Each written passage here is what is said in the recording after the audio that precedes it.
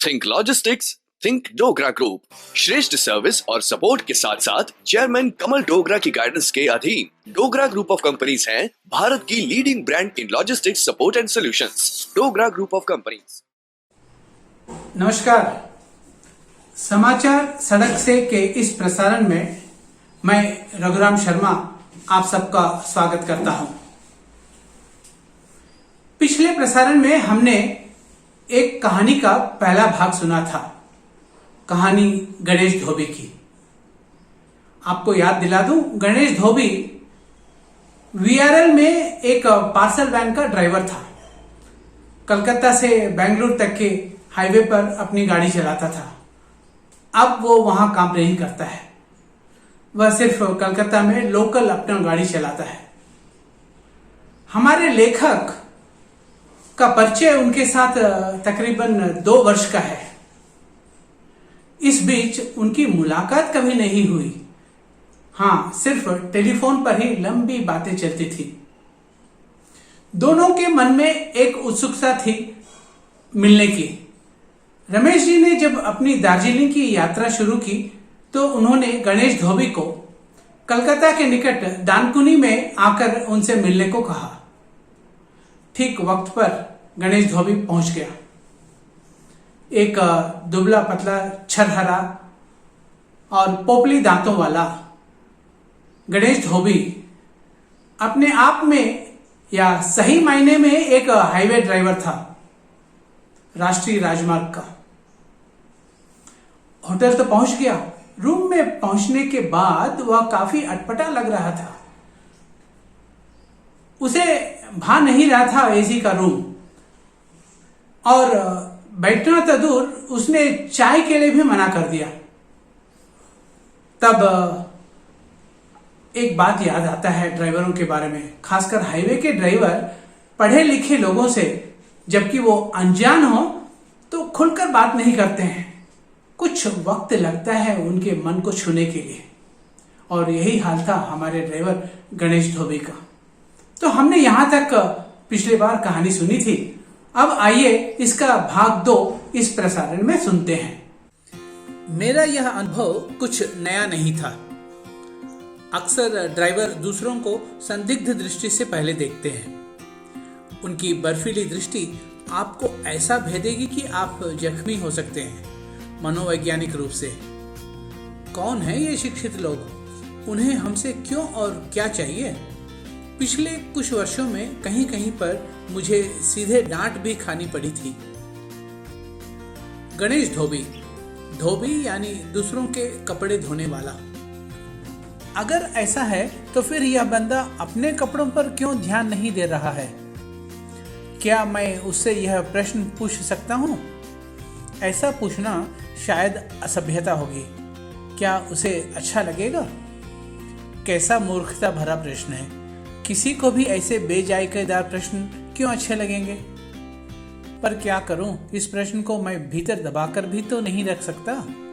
चलो कुछ भी हो, मैं तो पूछकर ही रहूंगा। आपके नाम में धोबी क्यों लगा हुआ है?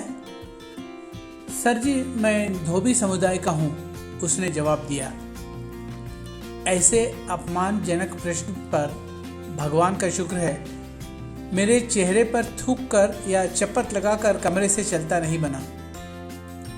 किसी शर्मा या मिश्रा जैसी ऊंची जाति के ब्राह्मण का ड्राइवर के पेशे में आना अनहोनी बात नहीं है, और न ही अंसारी का इंजीनियर पेशे में आना।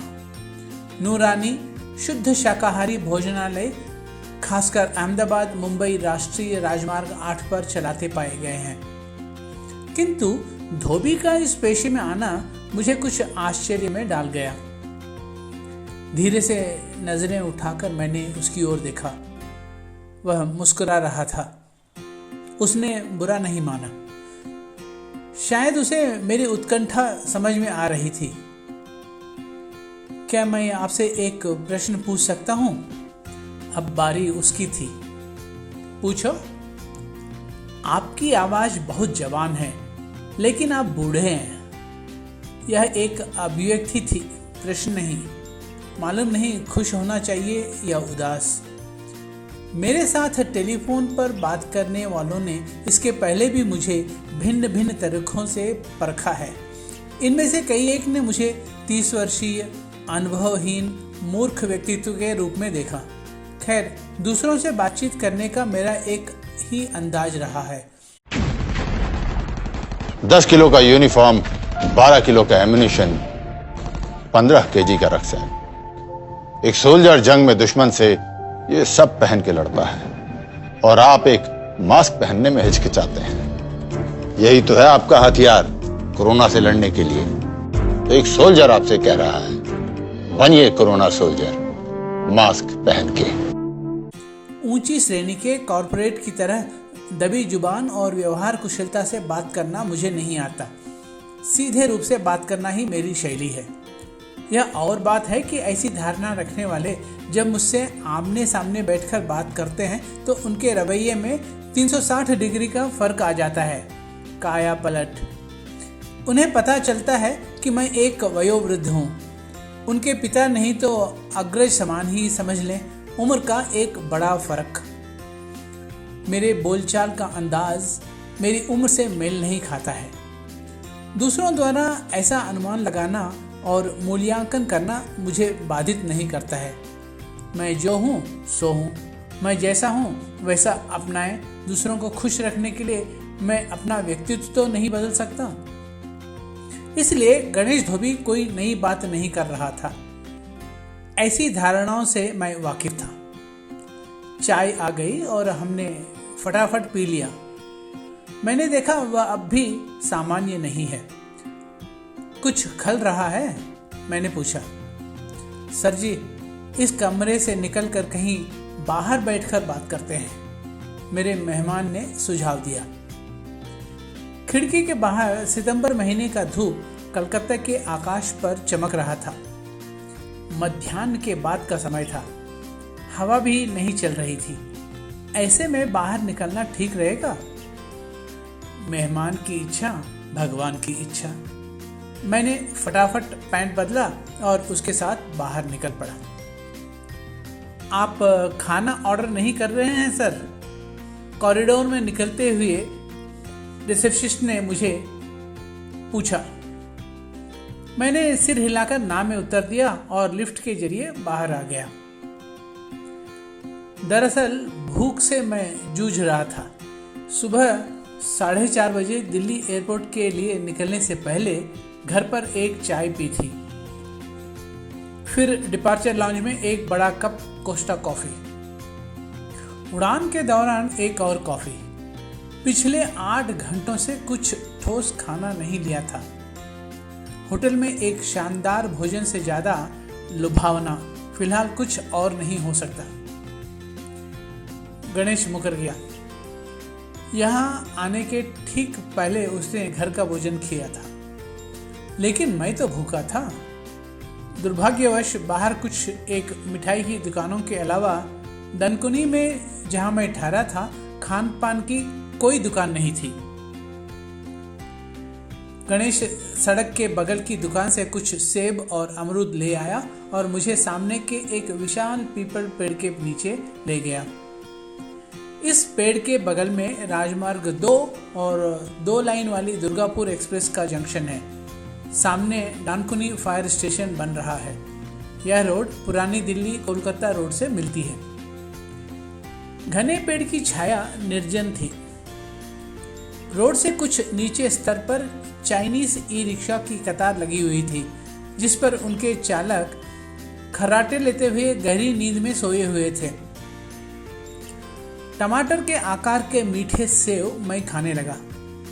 इसके पूर्व एक टेलीफोन वार्तालाप के दौरान गणेश द्वारा बताया गया उसके परिवार का विवरण मैं याद करने की कोशिश कर रहा था।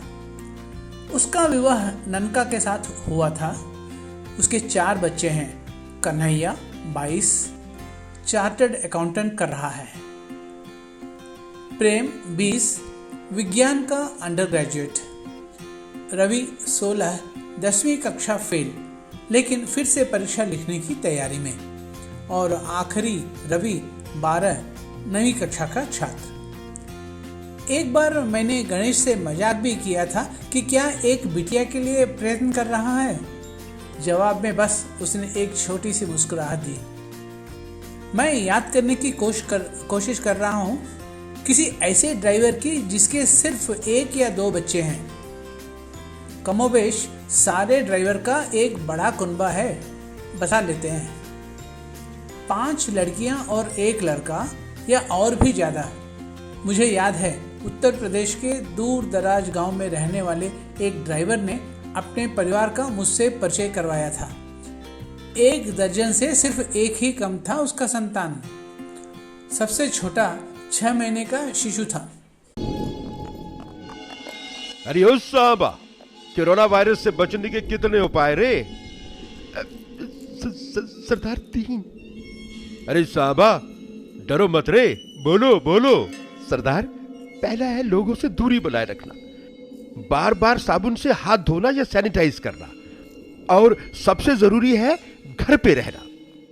अधिक जानकारी के लिए संपर्क करें स्टेट हेल्पलाइन या 24 घंटे वाली national helpline toll free number 1075। Ganesh कहता है कि उसने कभी विद्यालय का रुख नहीं पकड़ा था, तथापि उसे मालूम है विद्या का मूल्य। प्रार्थना करता हूँ मेरे बच्चे अपनी जिंदगी में अच्छी तरह उन्नति करें, कदापि ड्राइवर बनकर नहीं। मेरी पूरी कोशिश है कि उनकी पढ़ाई में किसी तरह की बाधा न आए। गणेश की यह धारणा ड्राइवर समुदाय के हर एक ड्राइवर पिता की है।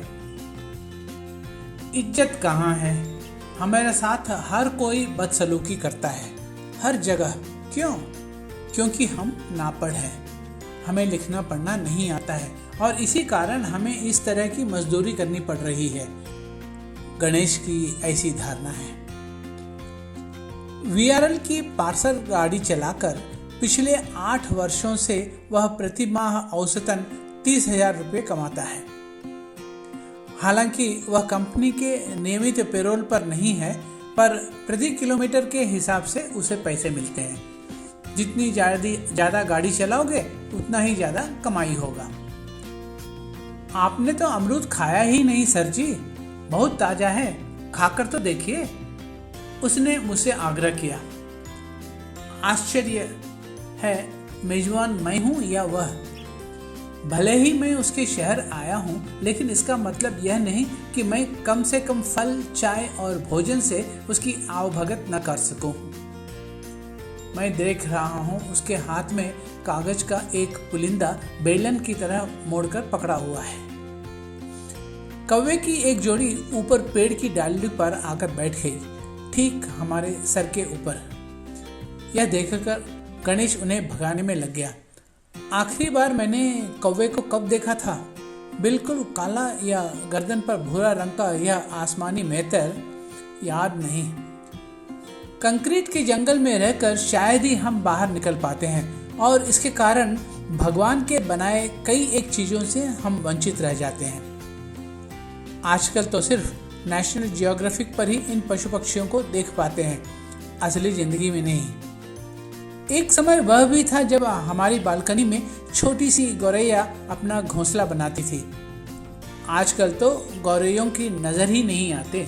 Think logistics, think Dogra group श्रेष्ठ सर्विस और सपोर्ट के साथ साथ चेयरमैन कमल डोगरा की गाइडेंस के अधीन डोगरा ग्रुप ऑफ कंपनीज हैं भारत की leading brand in logistics support and solutions. Dogra group of companies.